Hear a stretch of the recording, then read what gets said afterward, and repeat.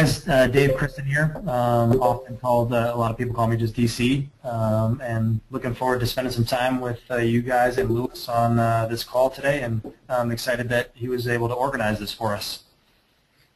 Thanks, Dave. My name is Luis Vargas, and I've been a triathlete for almost 30 years. Done quite a few Ironmans myself. I don't do them anymore right now. I have little kids, not enough time to train. But I run a company, SmartTriathlonTraining.com, and my interest is just to help you guys as best possible so that you can have a good race day, whether I coach you or not. And because if I can help the sport in any way, then the sport grows, and I can coach more people. So if I can help you in any way via email after this, or if you want to come to my camp or sign up for coaching, just feel free to reach out. But I will try to cover as many topics as I can today, and Dave is also going to help me with all the knowledge that he has about his race. So let's get started. Let's see. All right. So there's a couple of facts that I want to go over before we get into more details about racing at 5,000 and so feet of elevation. I did a little bit of the calculations, and on the average, when you come to Boulder, you're going to race in 20% less oxygen that you were at sea level. That is, if you take a breath here, you get 20% less than if you take the same breath down at sea level. So that's significant. It means that you have to keep that in mind, and that you won't be able to perform as well because obviously oxygen is what fuels your ability to create energy. Also, one thing that I want to make sure is that it's not necessarily the altitude, but the barometric pressure. So the barometric pressure varies. So that means that on some days it's higher, on some days it's lower. Therefore, the amount of oxygen in the air is going to be higher or lower. It depends on the actual barometric pressure. But for sure, the barometric pressure here is lower than at altitude, because it's basically how much atmosphere do you have above you. So when you're at sea level, you have much bigger atmosphere than you are here. So the air is more compressed, and that's basically the key. The molecules in the air are compressed, more compressed than at sea level, so you get more oxygen. As you go up, it expands and it expands and it expands 20% more. So for the same amount of volume of air that you take, you're going to get 20% less oxygen. It also means that air is thinner. Some people argue that you're going to go faster on the bike here because the air is thinner, and there's some truth to that. You just fly through the air, which is the same reason the baseball team here hits more home runs. The ball in the air just travels faster. So in theory, you go faster on the bike here, and the Boulder bike course is fairly fast, and it's going to be faster this year from what I hear. So you also have less humidity on the average. There's some humid days, and the mornings can be sometimes a little humid, but on the average, you got less humidity. You don't sweat as much, which is obviously something that you're going to have to remember. If you live down in Florida, live down in the Caribbean, you go outside and you walk and you start to sweat. Here you can walk and you don't even sweat because it just evaporates that much faster. The other thing that you need to consider when you come to elevation is the sun. The intensity is much higher for the same reason, right? The sun is above us. The intensity of the sun when it gets down to sea level is much less. When it gets here, it's much higher. So one thing that you have to keep in mind on race day is that you have to wear sunscreen. If you can wear something that covers more of your back, more of your shoulders, I always recommend that. I know that a lot of triathletes like to look good and show their bodies, but if you can cover up a little more, it actually will help you. Sunburn is like an injury, and that is detrimental to your performance even on race day.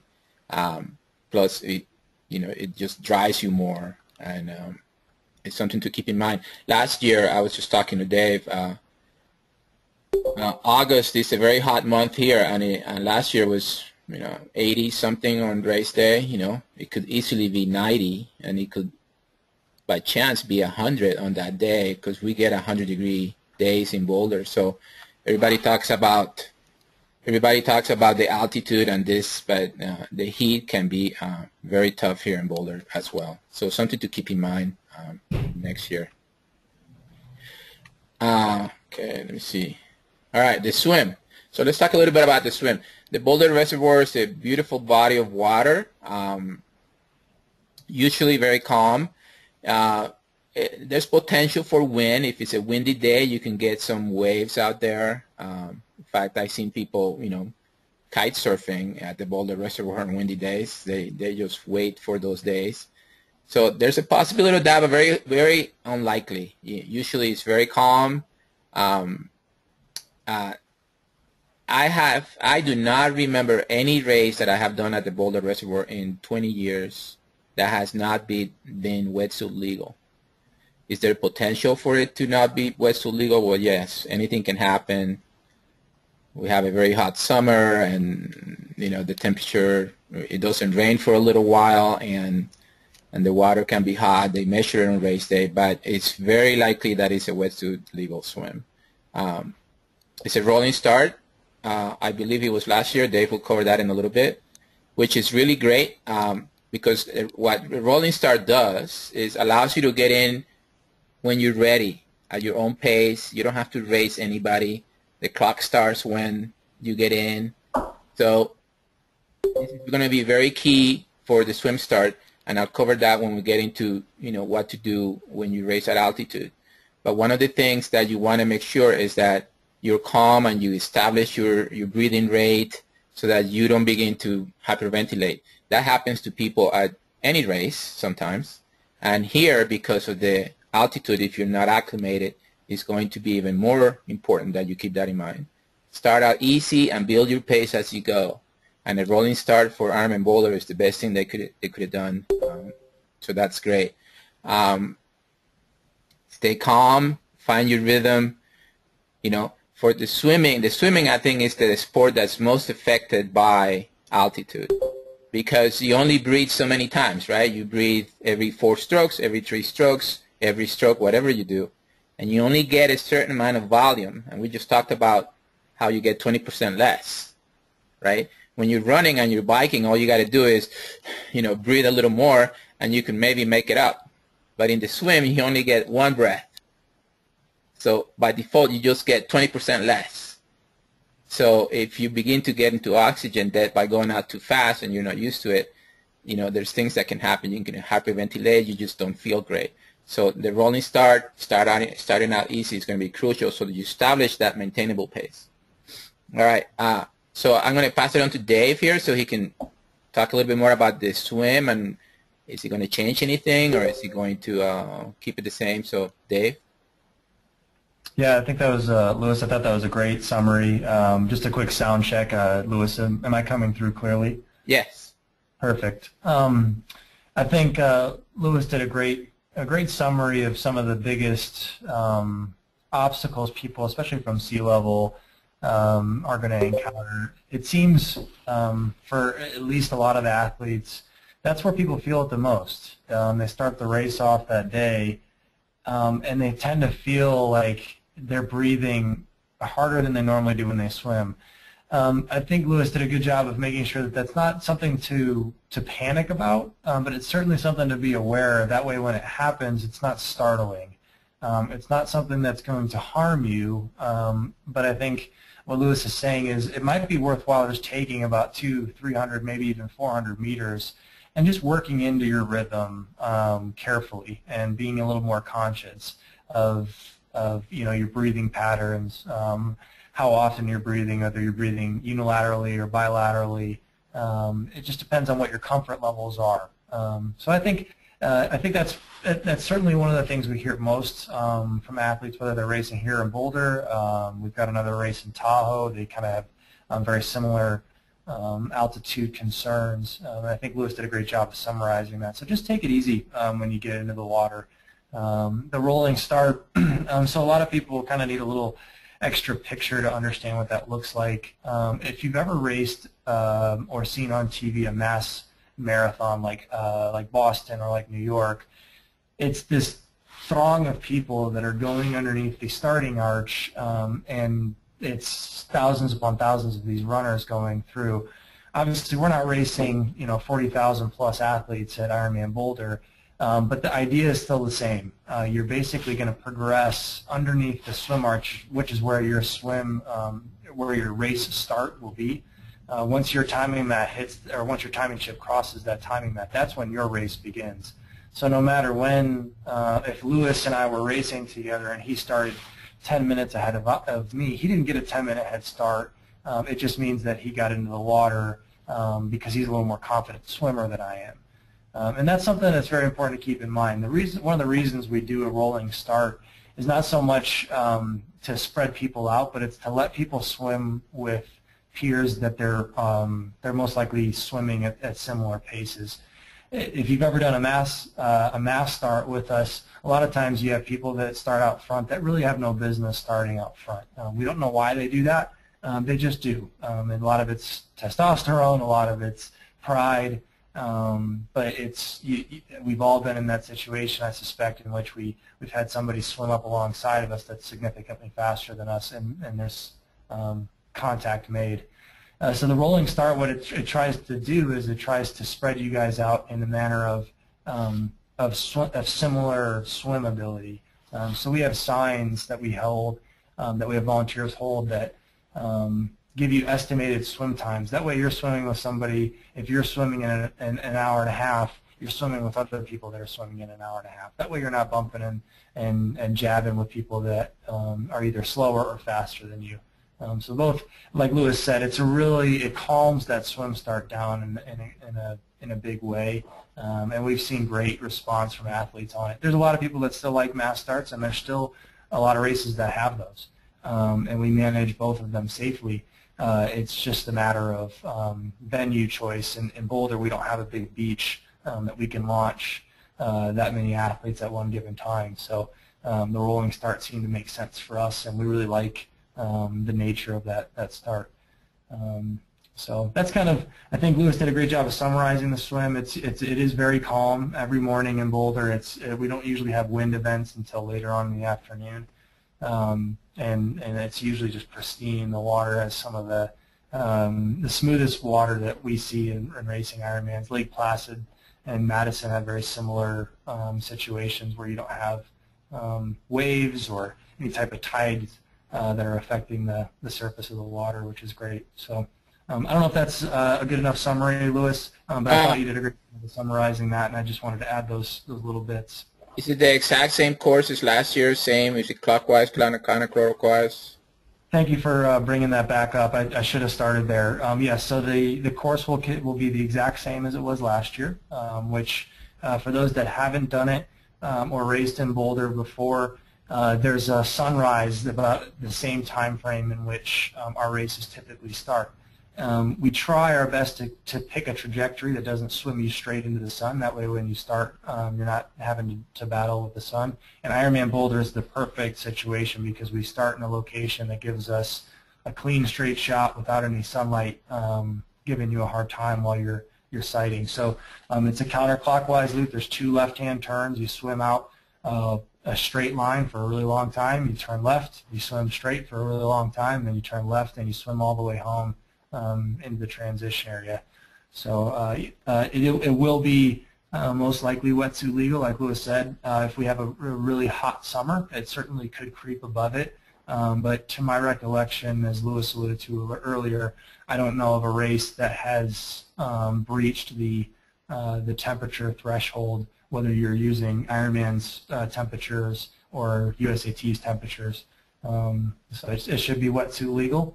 If it's not, come prepared for both. Always be prepared to change your plans when you're racing triathlons. A buddy of mine said the other day, everyone's got a good triathlon racing plan until they get punched in the face in the swim and their goggles are gone. And it's a good reminder. And what that says is we always need to be able to adjust on race day, and don't let a race be ruined because you're not prepared for multiple scenarios. So be prepared. It might be a wetsuit swim. It might not be. So come ready for both. Yeah. So one big triangle then, huh? Yep, one big triangle, and that's it seemed to work really well. I think athletes, we all, I race as well. I think we all appreciate not having to turn if we don't have to. We all turn enough in our local 25 or 50 meter pool. So to have opportunities where we can swim long straightaways is just a really unique opportunity. So yeah, 2 left-hand turns and that's it. Okay. All right. Thanks, Dave. All right. I think we answered the question from Craig there. All right. So let's move on to the next leg of the triathlon. All right, the bike. Dave will cover a little bit about the bike changes this year. I think that, honestly, to me, I raced out of the reservoir maybe 10, 20, 40 times, and the start of any race out of the reservoir is probably the most difficult for me because it takes me a little while to warm up, and it'd be nice if it was fast. And the start of out of the reservoir is just like a falls flat on 55th, on J, and 36 for a little while. So it's not super steep, but it's just a false flat, and it's difficult to get enough velocity there to feel good about it. Obviously, if you have a power meter, you can just watch your watts or watch your heart rate and make sure you're producing what you want to produce. But it's always psychologically difficult. But that's the most difficult part of the race, the beginning. The rest of the Boulder bike course, once you get warmed up, once you get out on the farmland, it's relatively fast. It's fast, and when you live in Boulder, you know that some of those areas you can really move. It's really fun. The 2015 course is I from what I hear, and Dave will cover more on that, is going to be a little faster. Again, hydrate. When I coach my athletes and they ask me questions about nutrition, obviously, and hydration, obviously you can't do it during the swim, right? So you have to get a good breakfast. You have to hydrate a little bit before. You can't do anything during the swim. And on the run, it's always more challenging to take enough nutrition. So that the most crucial part is the bike, because you can carry a lot of it. You can get from the aid stations. You can hydrate. And I'm going to talk a little bit as to why altitude, actually hydrates you, especially if you just get here a couple of days before. But make sure that you talk to your coach and discuss good hydration, good nutrition. Like I mentioned before, cover up, use good sunscreen. Most Ironman races, and probably Ironman Boulder, they will have volunteers in the aid stations who have sunscreen. So spend a little bit of time there to make sure they add it onto you, or if you lose some in the water. Surfers use a really good sunscreen, Bullfrog. I don't know if that even exists anymore. And it's a great way to make sure that you don't lose all your sunscreen in the water. But yeah, so I'm going to pass it on to Dave here, because I think that the bike is potentially where he might be making some changes this year. Yeah, there's again, great summary. I think I'm going to touch on a couple of those before I dive into the course. I thought when you're leaving the reservoir specifically, there's this false flat that looks like you should be able to ride it significantly faster. Lewis and I both ride these routes all the time, and every time I leave the reservoir, whether it's after I've swam or after just getting out of my car and starting a bike ride from the reservoir, it's a sneaky little first 7 to 8 miles. And as we've been talking about, again, altitude's not something that should scare you.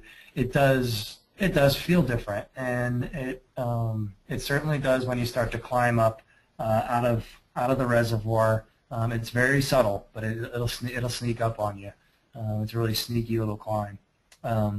But again, great summary. The first 10 miles are certainly some of the hardest on this course. And the good news is, last year we had So a lot of people, if you didn't race the race last year, or if you weren't up to date on some of the things that were happening to the region last year, we ran into some flooding issues that caused enough damage in the region that it took our region and some of the municipalities around about 1.5 years to recover from those things. A lot of that were public works related, but some of that were roads related. And even though some roads that we all ride on around here were allowed, we could still ride on them, it didn't mean that we could go and get a permit for them. So a lot of people don't. They want to see us do different types of courses, and I'm always, hopefully people know, I try my best to be as open and honest about how we manage at least our boulder races. A lot of times it's not so much whether we want to ride in certain areas or not, it's whether you can get a permit to ride in certain areas or not. And that's a give and take with the community. So we all live on roads that we ride on, and if someone was to shut that road down for us and we couldn't go to the grocery store, or we couldn't go to church that day, or we couldn't do whatever the activity of that day is, it could rub you the wrong way. And that's the game that as an event producer has to play with the community. You have to give and take. So our courses aren't just built based on what we like to do. Sometimes it's based on what we can do. And that was certainly the situation last year. So that leads me into 2015. We've got a lot more opportunities in front of us in 2015 that we can take advantage of. And one of those things that we're striving towards is staying closer to the foothills. It doesn't mean we're going into the mountains. I can go in to length if Lewis and I think it's a good idea to kind of talk about this, we can, as to why we don't go up into the mountains. That's just not something that we can do. This year, we're going to do our best to stay as close as we can to the foothills, which both visually looks great when you're talking about trying to distract yourself when you're riding 112 miles. But more importantly, it's a little safer riding. Not that last year's course wasn't managed well and not safe, but it's really exposed out east of us. There's lots of traffic out there that's just not really used to cyclists being on the road. Where we all ride, motorists and everybody are a lot more amiable to the fact that there might be somebody in a tri-kit riding up and down the road, especially in mass quantities like we do on race day. So for 2015, my goal is that we don't go out east. We'll stay west of I-25, and actually even one step further, if you want to use a map, our goal is to stay west of Highway 287, almost entirely. So if you want to start playing around with different routes that are in that area, you can kind of guesstimate as to where I'm kind of alluding to. The reason we don't share courses in advance, even as we're trying to get permits for them, is we never want to put a municipality in a situation where they feel obligated because of athletes are aware of a course, and that if we have to make a change because of whatever reason, that they're under the gun because of real life things that are happening, whether it's a main water line that's got to be repaired across this road and now we can't use that road, or they're resurfacing it because 600 residents have asked them to resurface a certain area. So that's the reason we don't announce it. It's not that we're trying to hide that information. It's just it takes some vetting before we do, and it's important that we kind of protect all parties involved. And I don't want to confuse you guys either as athletes and give you a course and then have to change it. It's just not fun for anybody when we do that. So that's kind of the goal. Lewis, I don't know if that's a good summary or not. Any questions specifically that I can answer to that? No, I think that's the gist. So you're going to do some loops in the farmland potentially. Yeah, great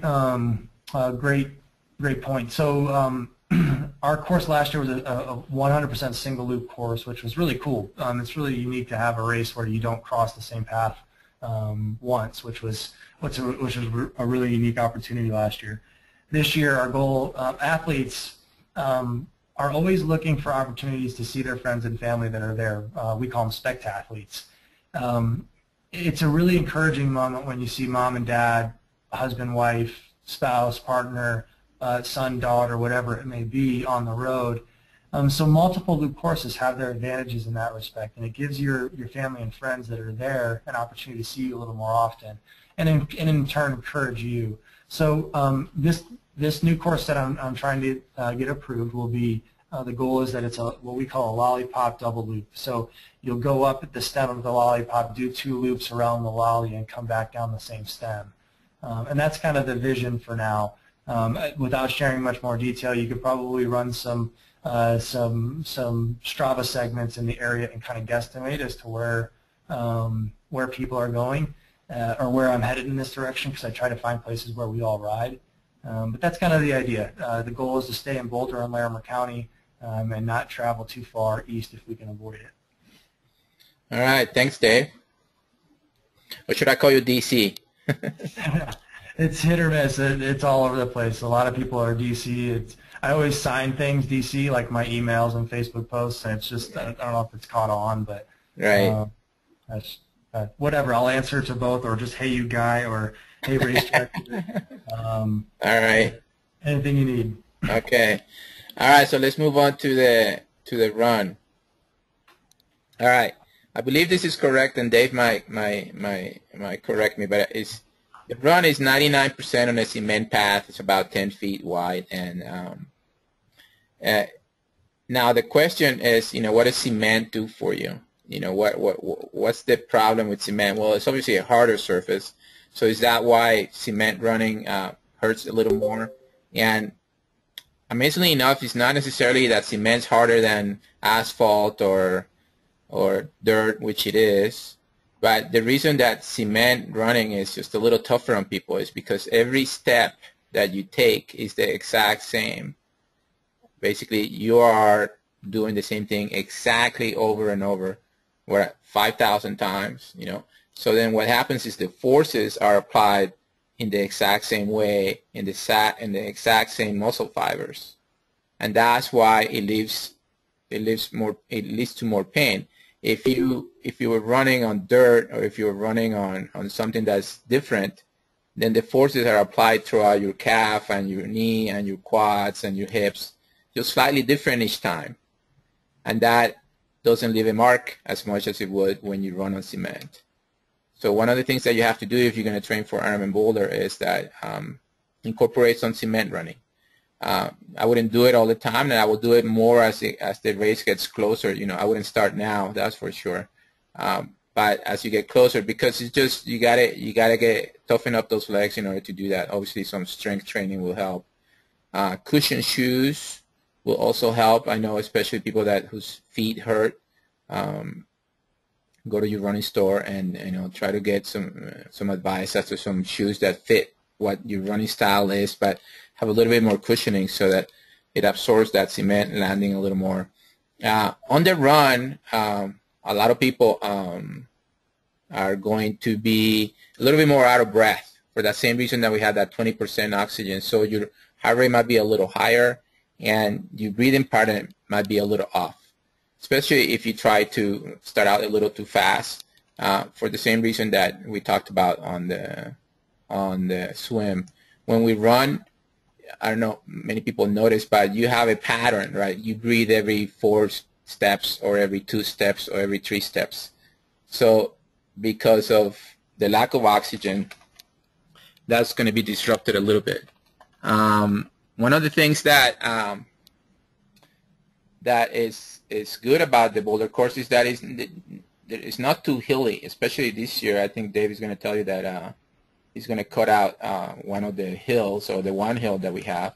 So it's a relatively fast course. It's got slightly up one way and slightly down the other way. So keep that in mind, and Dave might take it over and see what news you have for us on the run.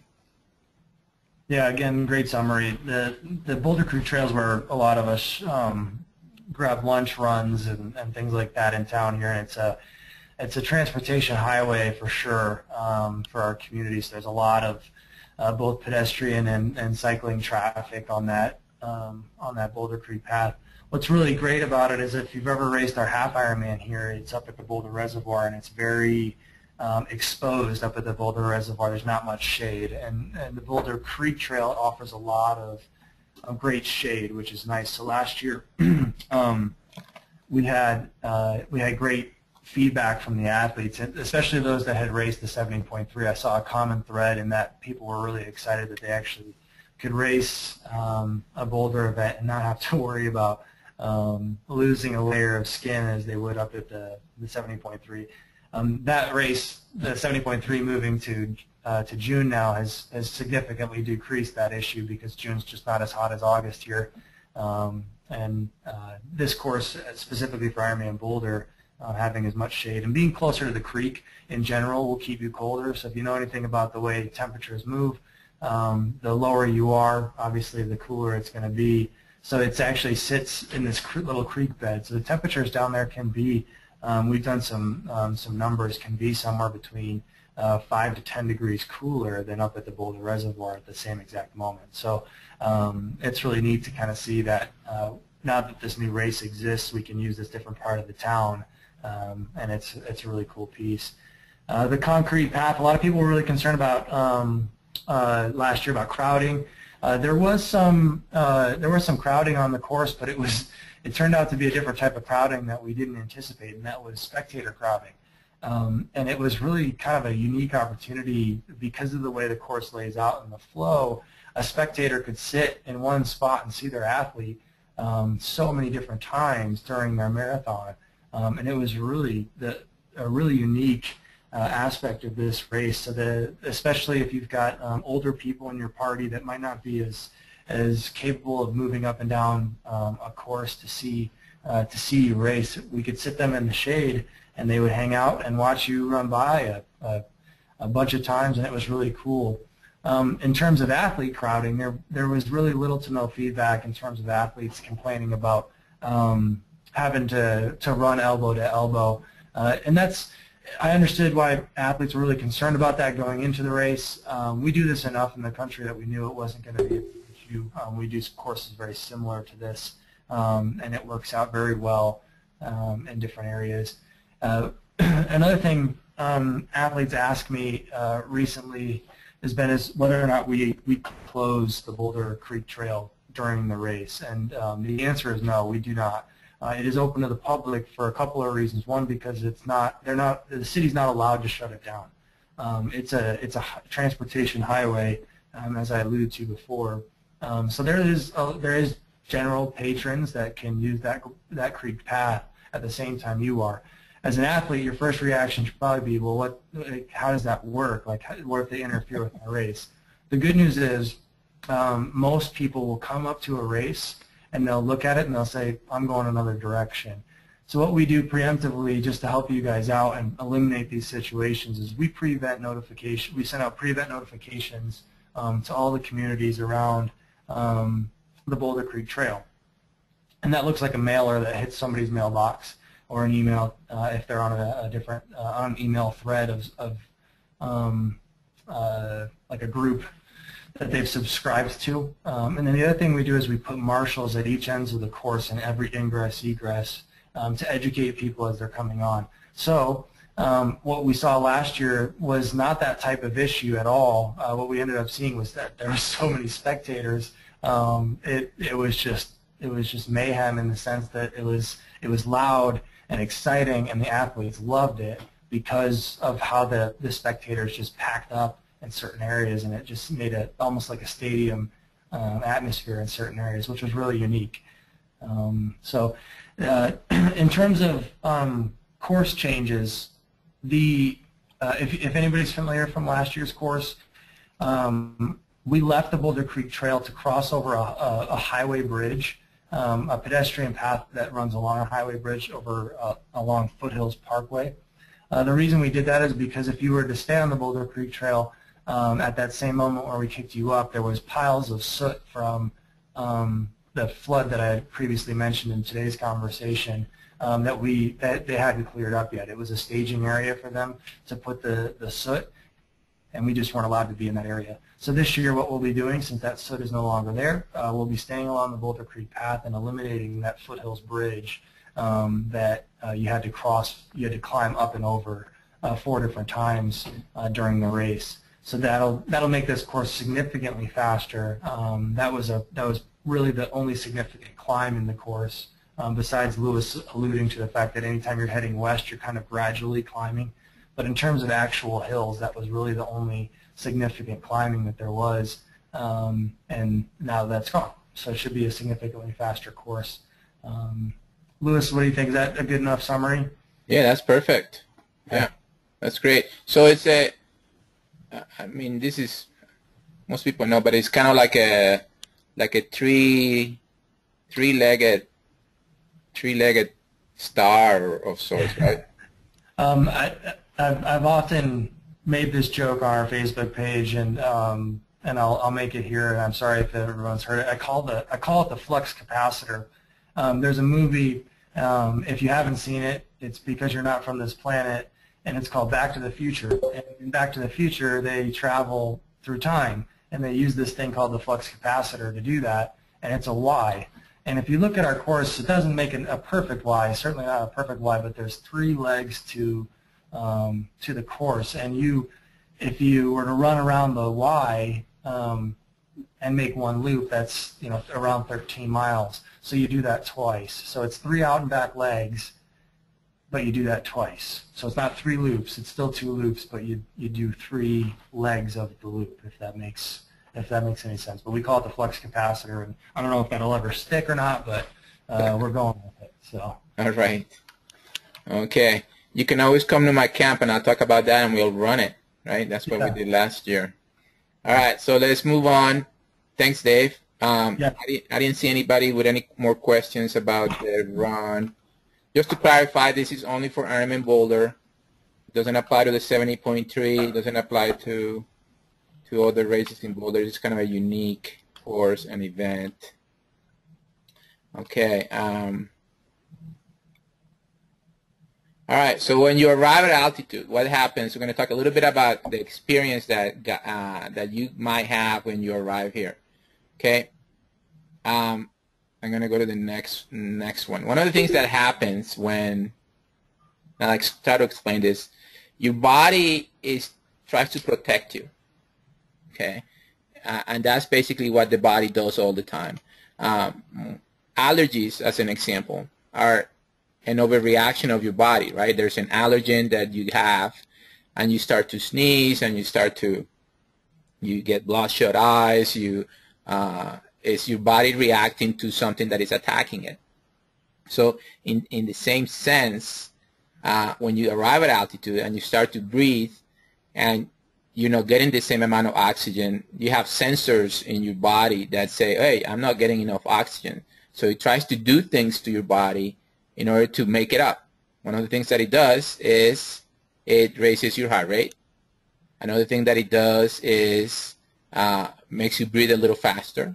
And another thing that it does is actually it dehydrates you a little bit, and you lose blood. You lose plasma volume in your blood, because what that does is it concentrates your blood a little more.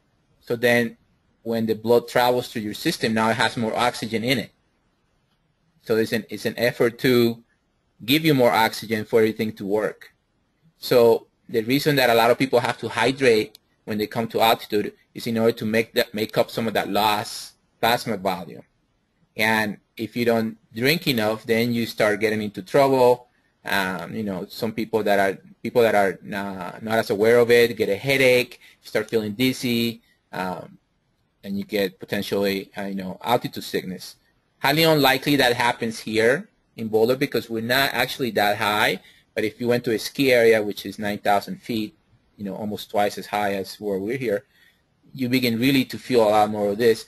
But some of it does happen. So you have to hydrate, but don't overhydrate, right? Because that's another problem that triathletes do. They overhydrate. When you overhydrate and you don't replenish your electrolytes, you actually throw your electrolytes out of balance. So, I'm talking about maybe potentially just 1 or 2 more glasses of water over the day, or maybe 3 if you're, a much larger person. So hydrate, don't overdo it. However, if you pee, just make sure that, it has a little bit of color to it. It's not totally clear, but it's not totally dark.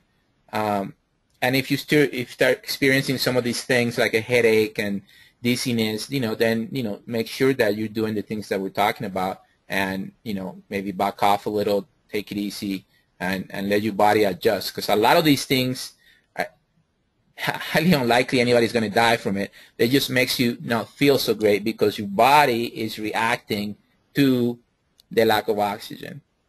It's not going to be something horrible that's going to happen, just reacting to it. So higher heart rate, a little bit of dehydration, faster breathing rate, okay? All right. Another thing that happens is you don't sleep so well. And the reason you don't sleep so well is for the same reason that we talked about. What happens is when you fall asleep, you have a certain breathing rate, right? If you when I fall asleep, you start breathing really heavy, and you have a rhythmic breathing that your body goes by default without you even thinking about it. When you're not getting enough oxygen, again, your body reacts, makes you breathe faster, and then it wakes you up, right? So then you don't sleep so well, and you're waking up, and you're doing all these things. So again, it's your body reacting to it. You're not going to sleep very well when your body starts adjusting to altitude when you come here. Not everybody, but a lot of people. All right. Okay. So those are the things that you have to be aware. It's not going to be anything horrible, but it's basically just your body trying to protect you. Now, what happens when you start exercising now? That was just arriving here. You're basically going to start exercising, and you're going to have hypoxia. Basically, the working muscles are not going to have the same amount of oxygen that you provide it. And one of the things that happens is you become like, you start breathing really fast. I was talking to somebody yesterday, last year, during the swim, she had to stop and hang on and get her breath under control. And that's, again, your body overreacting. It actually forces you to hyperventilate. I had an athlete a couple of years ago who, after races, and this is at sea level, who after races will hyperventilate. And she will sit there at the finish line just, and she couldn't do anything about it. It's because she was taking a medicine that also, force her body to be in this position. But basically what happens when you start out too fast in a race day, and this is relating to the swim start, start out too fast, you're not getting enough oxygen, your body's mechanisms for protection kick in, and you start hyperventilating without even trying, okay? So it's really important that you start out easy. Same thing on the run. I have a place up in the mountains in Winter Park here, and it's about 9,000 feet, and I live on 5,000. So when I go to 9,000, every time that I start my run out of my house, about 100 yards into it, I get a little bit of a sensation of hyperventilation. So I slow down, calm down, and it goes away, and then I can finish my run. So it's part of the normal process. Something to consider there. Again, if you have any questions about this, just put it here on the little chat. All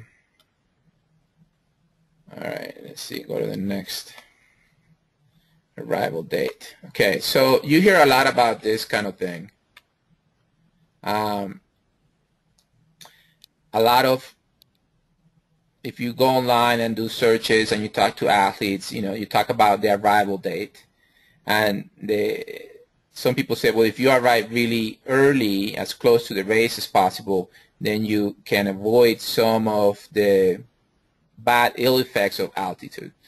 I think that's possible for some people, but not for everybody, And unlike a 5K or a 10K, which is what a lot of the anecdotal experience is from, you can't arrive here the night before.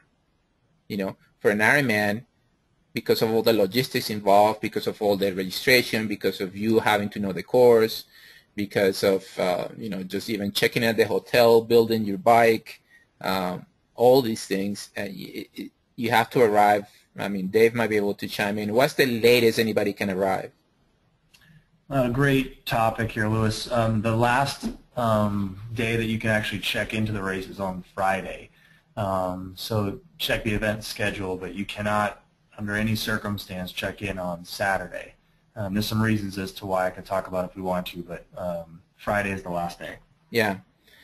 And I wonder if, even if do you come in at the very last day, the anxiety of of coming in so late and not knowing things and not knowing how whether this is going to work or not is actually even perhaps more detrimental than any potential advantages that you might have by arriving as late as you can. The best way, but I doubt many people can do this, is arrive a full 20 days, because by then your body has adjusted.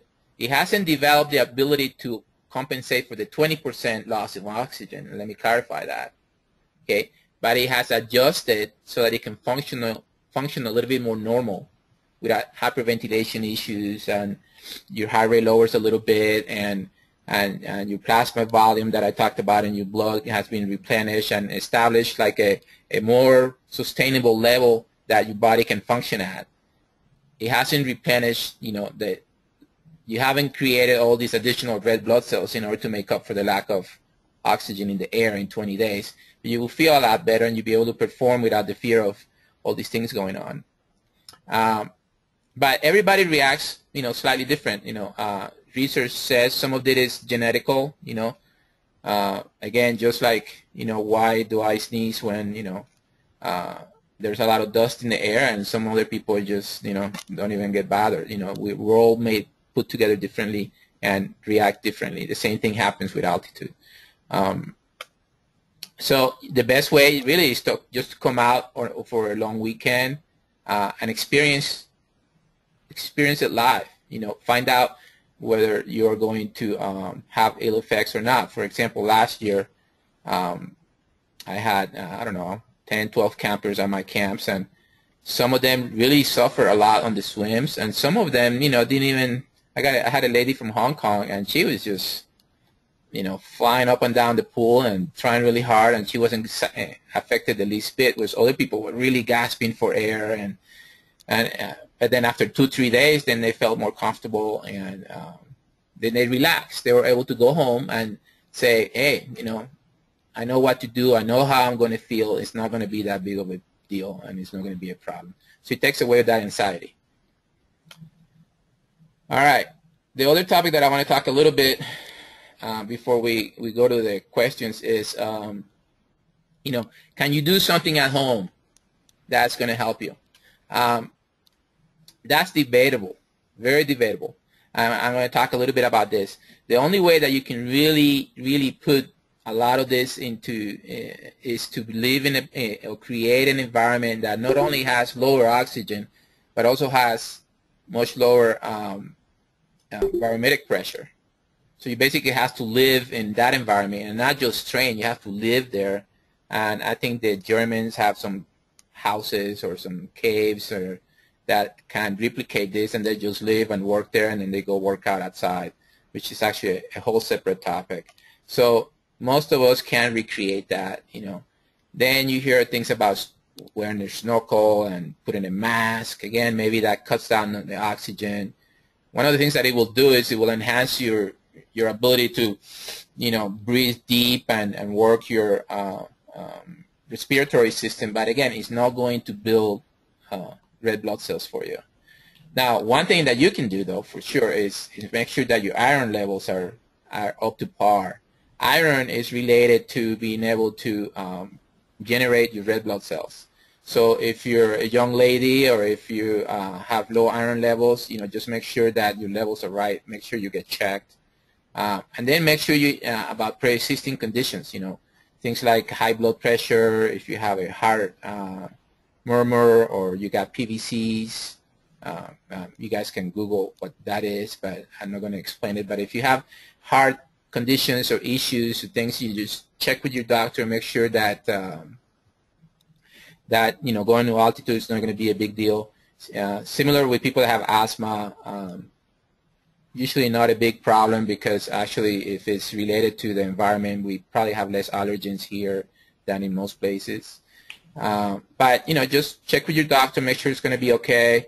More than likely it's going to be okay, but because your heart rate is going to be a little higher, and and you're going to have a little bit of, potentially have a little bit of anxiety about it, that can cause some issues. So just make sure you get checked. Let's see what else. All right, so we go to the questions section. Dave, anything you want to cover? I'll read through the chat here. Maybe you already read through it. No, I think again, a great summary for all the athletes. I think Lewis and I are both ready to answer any questions that you guys have, whether it's about training for the race, preparation stuff, which I would default to Lewis on, or if it's about the race itself, which he and I both can chime in on. Feel free to ask us any questions. Just a little side note on the pre-existing conditions.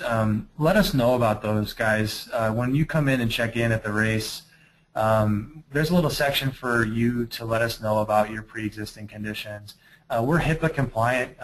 If you don't know what that is, what that means is your information is protected at a really high level with us, just like they would at the hospital. We're not sharing that information. The only people that see that information are emergency personnel that respond on race day to help you out. So if there was something that was to happen, the more information we know about you, the faster we can treat you. So if you do have something, whether it's asthma, an allergy, let us know on those little blue cards that you have when you check in with us at race day, or leading into the race during the check-in process. That way our emergency personnel can respond quickly. It's just we've seen hundreds of cases where we know enough information to help somebody a lot quicker because they gave us that information. And when we don't have it, it just delays the process of treatment. So just a little side note. All right. Okay, I got one for you, Dave. Are there going to be any additional lights added to the run course? It was really dark and very difficult to see for the back of the pack people. Yeah, great question. We do plan on adding more light towers. We had a little bit of a malfunction. We rent those light towers. We don't own them. We had a couple of light towers fail on us that day, and I think that question is merited. Those are kind of things that are out of our control, but what we can do is preemptively either have some staged ready to go or just put some more lights out there. The other thing we ran into is some of the Boulder Creek Trails light bulbs that they have. Some permanent light stands out there had failed leading into that race, and we just didn't catch those in time. So great question, and yes, our plan is to add more light towers. All right, great. All right, Jody says, does it make a difference at all to arrive early, a week or so, to acclimate better? Like I mentioned in my slide, it's debatable whether arriving a week early is going to be different than, say, 3 or 4 or 5 or 6. I think that my experience with a lot of the people that race it is that, yeah, I think if you arrive a week early, we'll be way better than arriving as close to the race. I think that even over 3 or 4 days, you begin to become a little bit more used to what it's going to feel like. I know that was the fact. I know that happened to a lot of my athletes. It's, like I said, 20 days would be the best, but I think the more time you give yourself, the better, because you just can't come the night before and do what people that do a 5K can. So I think yes, that will be my answer. Yeah, I think if I could chime in, Lewis, it only will help you become more aware of what your body's going to feel like. I always tell people show up and do one of each workout, not huge workouts. We're going into an Ironman, right? So you're not going to go out and beat your body up during a workout, but go for a swim at one of the local clubs. Go to one of the open water swims at the Boulder Reservoir, and just become aware of what it feels like. That's really the biggest thing. Is people just get scared at how it feels. It's not dangerous. It just feels different. And if you can feel that ahead of time, then you're just more prepared on race day.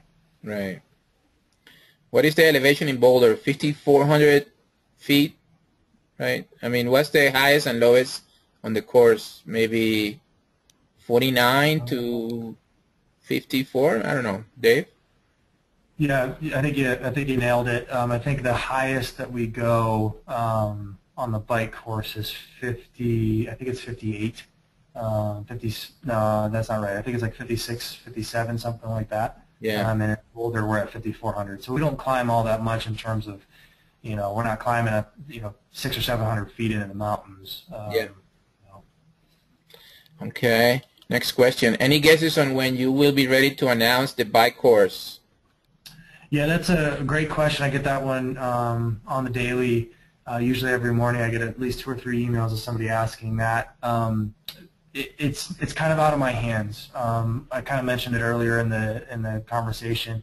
We work collaboratively with the municipalities that are in the area, whether that's law enforcement or just county or city agencies that are in charge of these types of things. We're kind of at the mercy of their timelines. I was hoping to have something this week, and then obviously got pushed back since you haven't heard anything. So I'm going to say probably within the next 3 to 4 weeks I should have something solid. I would really like to have something next week, but I don't want to over promise and under deliver. But very, very soon. As soon as I know, I will let you guys know. Okay. All right. Next question. Will you be having a similar webinar for the 70.3? What do you think, Lewis? If Dave joins me, I'll do it. Yeah, I think we should. If you guys didn't catch at the beginning, Lewis really quarterbacked this thing. I think it's a really cool. I've never done this before for our events. I think it's a really cool aspect. So if you guys want to see that, ping Lewis and ask him about some advice and see if we can find a good time to get it done. All right, sounds good. Next question. I wanted to say thanks for folks for having an ample supply of ice. I'm at back of the packer and the heat was getting to me. I was pleasantly surprised that the ice was still available at the Run 8 stations. Oh, there you go, Dave. That's really great to hear. A lot of times people will send us notes about the aid station didn't have this and the aid station didn't have that. Right. It's often not so much that we ran out of something. In the 6 or 7 years I've been doing this for Ironman, we've never really run out of something. We have to remember that we're working with a volunteer group. Their salary is as such that sometimes things get missed. And they might not be actually offering the ice. They might have the ice, or they might have chicken broth, but they just don't have it in a cup and actually handing it out there. So there's a lot of confusion. I'm glad to hear that there was ice. We had 20,000 pounds of ice at Ironman Boulder last year, so I was hoping that it was going to last. That's a lot of ice. If anybody wants to know, They got to start making it now. Yeah, we have a company that pre-stages it. We have reefer trucks, refrigerated trucks that they store it in for us and bring it in by the truckloads. It's pretty crazy. If anybody ever wants to see how much supply comes in for your race, it's fascinating to see. It's 5 or 6 truckloads of water and liquids and the food and the ice and the cups and it's a production. So yeah. All right, here's the $64,000 question. How close to full is registration? Just wondering how many fellow Ironman athletes will be on the course. Yeah, great question. It's going to be it's really hard to determine when an event is going to sell out. So I try not to ever kind of put myself in a situation where I ever say a date or say a time frame. We're getting pretty close, and that's really all I can share with you guys. There's some reasons for that. I know a lot of athletes are waiting for the new course announcements, and as soon as that happens, I suspect it's going to go pretty quick after that. And it's pretty darn close. I can say that. Okay. All right. Is it the same number of participants as last year, kind of? Yeah, great question, and it is. We had the largest number of athletes we've ever had sign up for a race. We didn't race, we didn't have that many athletes race. We have a large percentage of athletes at every race across the country that have circumstances that show up and they're not able to race. And that was the case in Boulder as well. We just had, I think we raced 24, if I get the numbers mixed up in my head, I think it was 2,400 that we raced. So. Well, what was the DNF rate last year? On average around the country, just so people are aware, we see about a 10% DNF rate. And pretty much every race, whether that's from Florida, Flat, Fast, and Furious, or Tahoe. It's about 10% per race. There's circumstances that change that. St. George had a circumstance one year. The last year was a full Ironman. There was a storm that came in, a wind event that came in, and it just ate everybody up. So it's around 10%, and that was the case in Boulder. We had a great day of racing. Lewis alluded to it earlier. We actually had a cooler temperature day in comparison to what it could have been, and we had about 10%. Yeah. Any changes to the track at the T transition? Yep, great question. One of the unforeseen things when you put on a new event, there's things that show up that you just never can predict. The temperature of that track surface was something that I did not see coming. I heard reports like within the first, I'd say 5% of the athletes coming through, somebody had, rang me on the radio and said, hey, you might want to go take a look at this. We're getting reports from athletes that the track is really hot. As fast as I could make it over there on foot, I was there, and I actually took my shoes off and ran it barefoot myself, and it was warm. So we plan on carpeting it for the most part, and that will only be on the track section. So people didn't really have any issues on the concrete that they were running on from the dismount area to the track. It's as soon as they got on that black surface that their feet started to feel the effects. It was actually, believe it or not, it was a pretty small percentage of athletes. Most people wear their shoes through transition. A lot of us that take our shoes off as soon as we get off the bike or before we get off the bike, we're going through barefoot, or even if you had socks on, you weren't going to have problems. It was going to be warm, but we plan on carpeting it, but not the whole way. So everyone needs to plan that the track will be carpeted, but everything else will be exposed. So I always tell people too, and I don't know, Lewis, if you would advise otherwise, unless you're racing for money, the circumstances, the benefits of being barefoot and the consequences of damage to your feet in the case that something were to happen, it seems really funny to me that people are willing to risk that. Even if it was a rock or you stub your toe, you can end your race and for the hope of saving 10 to 15 seconds. I caution people that really go that direction. Be careful not to let somebody just convince you that that's the way to do triathlon. Protect your feet, because that's your contact point for the next 26 miles, and if you don't protect those, you're going to pay a price. So yeah. To the question, yes, we will be carpeting the track. All right, great. Well, I think that that's going to end. There's a couple more questions here, but I think that Dave and I talked earlier, and we might do one on Ironman logistics, and in the future, I actually wrote an article about that last year for Ironman, and so we might do one, and then maybe we can announce the bike course on one of these webinars. That would be pretty cool. But thanks, Dave. Yeah, thank you, Lewis. I really appreciate you organizing this, guys. Lewis is a great resource. On a personal note, there's very few people out there that, as an industry, that we can point people to that we trust. Lewis is one of them. You make sure that if you have questions, shoot a note over to Lewis. He's always accessible. Follow him on Facebook. The resources that he offers to people are great, especially if you don't know this already. He's bilingual. If you have anybody that needs help that speaks Spanish, that's a great resource to have. Sometimes in the U.S. it's hard to find people that can bridge that gap, and Lewis is one of them. So thank you, Lewis, for organizing this. No, thanks. It's my pleasure. I hope that everybody just has a great race come August, and I'm looking forward to seeing you guys out there. And we'll have another one, I promise you. All right. Thanks, everybody.